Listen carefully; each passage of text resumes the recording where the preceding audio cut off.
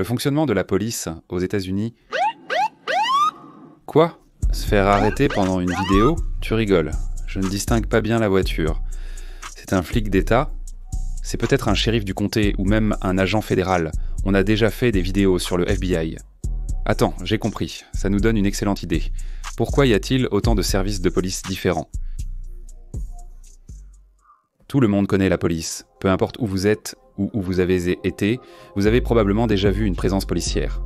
Mais police est un terme générique car il y a plusieurs niveaux d'application de la loi aux États-Unis. Ils peuvent aller du niveau fédéral à l'État, au comté, à la ville ou à la commune. Mais quel est l'intérêt? Pourquoi existe-t-il autant de types de police différents? Qu'est-ce qui les distingue dans leurs fonctions? Nous sommes là pour tout vous expliquer. Nous allons vous donner un aperçu des polices fédérales, d'État et locales. Pour simplifier, nous désignerons les polices du comté, de la ville et de la commune par le terme police locale. Voici quelques exemples si vous ne connaissez pas ces différentes polices. Pour les forces de l'ordre fédéral, il y a des agences comme le FBI, la Drug Enforcement Administration, les United States Marshals, la patrouille des frontières, les services secrets et le Bureau of Alcohol, Tobacco, Firearms and Explosives. Au niveau des États, les forces de l'ordre comprennent la patrouille routière de Californie, du Texas et de Floride, la police d'État de New York, les troupes d'État d'Alaska et la police d'État du Kentucky. Présentes dans 49 États, les forces de police d'État sont absentes uniquement à Hawaï. Quelques exemples de police locales sont la police de New York Police Department, de Los Angeles Police Department, et de Chicago Police Department. Le bureau du shérif de Los Angeles, la police de Las Vegas et celle du comté de Broward ne sont que quelques exemples parmi tant d'autres. Il en existe des milliers d'autres. Excuses aux agents de sécurité des centres commerciaux non retenus cette fois. Maintenant que vous connaissez certains de ces départements, prenons un exemple amusant pour comprendre le fonctionnement de la juridiction. Policiers et avocats, ne vous inquiétez pas, ce sera une explication simple de la juridiction. Vous venez de cambrioler une banque dans la petite ville de Nowhere, Kentucky, et plusieurs types de policiers sont à vos trousses. Vous avez sûrement volé une grosse somme, vous avez quitté la ville, alors la police locale doit abandonner les recherches. Vous avez traversé la ville de Nadja, les policiers doivent se retirer. Vous quittez maintenant le comté de Tinnitus. Ouais, c'était juste, la police du comté se retire. Maintenant, vous devez sortir du Kentucky, ce que vous réussissez à faire. La chance vous sourit. La police d'État du Kentucky se retire. Vous avez maintenant les autorités fédérales à vos trousses pour avoir franchi les frontières de l'État. Vous allez devoir tenter votre chance pour le Canada ou le Mexique si vous voulez avoir une chance de retrouver votre liberté. Vous êtes maintenant sur la liste des personnes les plus recherchées du FBI. Félicitations. Même si c'était amusant de vous montrer ça, ça ne fonctionne pas si simplement. Ce n'est pas Grand Theft Auto où vous pouvez vous cacher dans un buisson et les flics vous oublient 30 secondes plus tard. Il est probable que si vous braquez la banque, un avis de recherche serait lancé à votre emplacement, et la police de la ville ou du comté, voire même de l'État, interviendrait presque immédiatement. De plus, traverser les frontières d'un État implique le gouvernement fédéral. Vous voyez à quelle vitesse cela peut se retourner contre vous. La police ne cessera pas de vous poursuivre simplement parce que vous avez quitté leur juridiction. Dès qu'un agent vous surprend en infraction dans sa juridiction, la question de juridiction n'a plus d'importance. Ils peuvent vous poursuivre aussi loin que nécessaire lors d'une poursuite immédiate. Un policier local peut être limité par la politique de son service concernant la distance de poursuite, mais en pratique, cela n'a pas d'importance. Ne pensez pas que les policiers municipaux verront un panneau indiquant la ville suivante et abandonneront simplement. Cependant, pour comparer leurs similitudes et différences, il faut d'abord expliquer le rôle principal de chacun de ces trois niveaux des forces de l'ordre. Débutons avec les forces de l'ordre fédéral. La police fédérale, généralement appelée agent plutôt que policier, fait respecter la loi fédérale des États-Unis. Les fédéraux sont supervisés par le département de la justice ou de la sécurité intérieure. Les forces de l'ordre fédéral représentent le plus grand groupe parmi les trois niveaux qui seront abordés.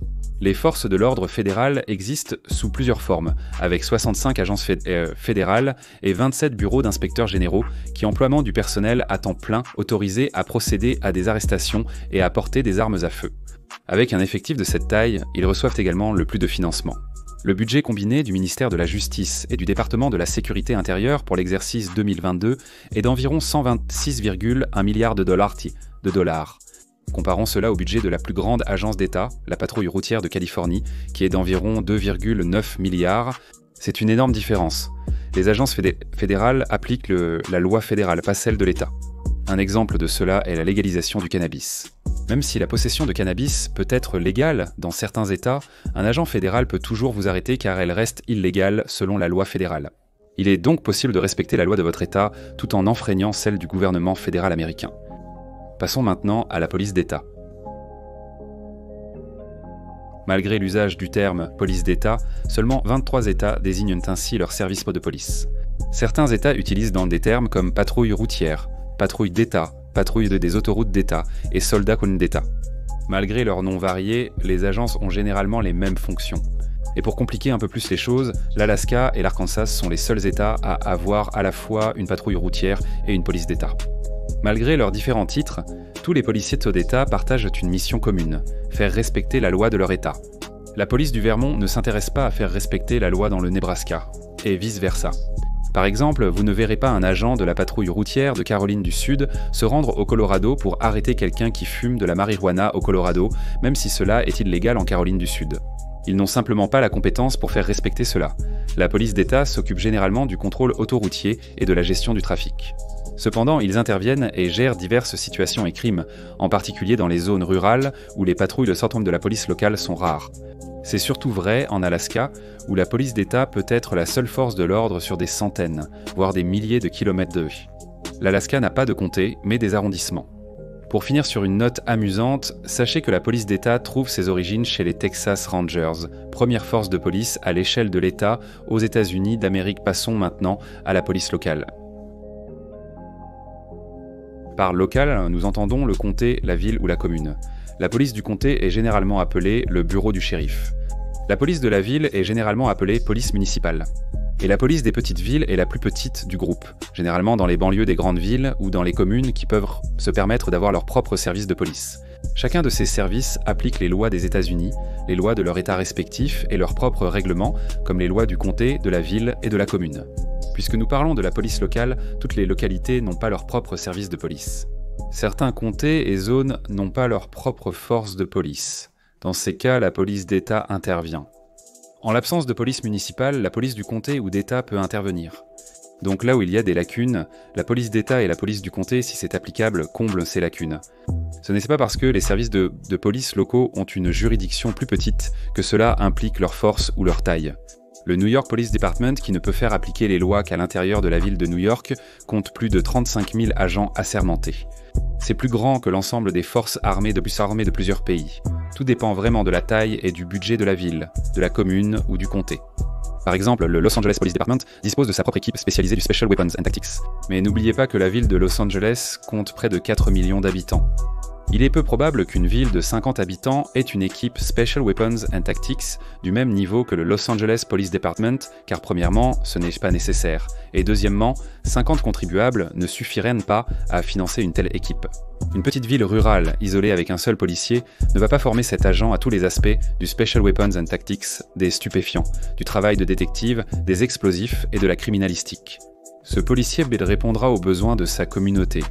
Il existe plusieurs autres formes de police locale non abordées dans cette vidéo, comme la police scolaire, la police de campus et la police des transports, mais sachez qu'elles existent, non. Agents de sécurité des centres commerciaux, vous n'êtes pas concernés. Après cet aperçu des polices fédérales, d'État et locales, examinons leurs principales similitudes et différences. Ne vous y trompez pas, même s'il existe plusieurs niveaux de force de l'ordre, ils font tous la même chose.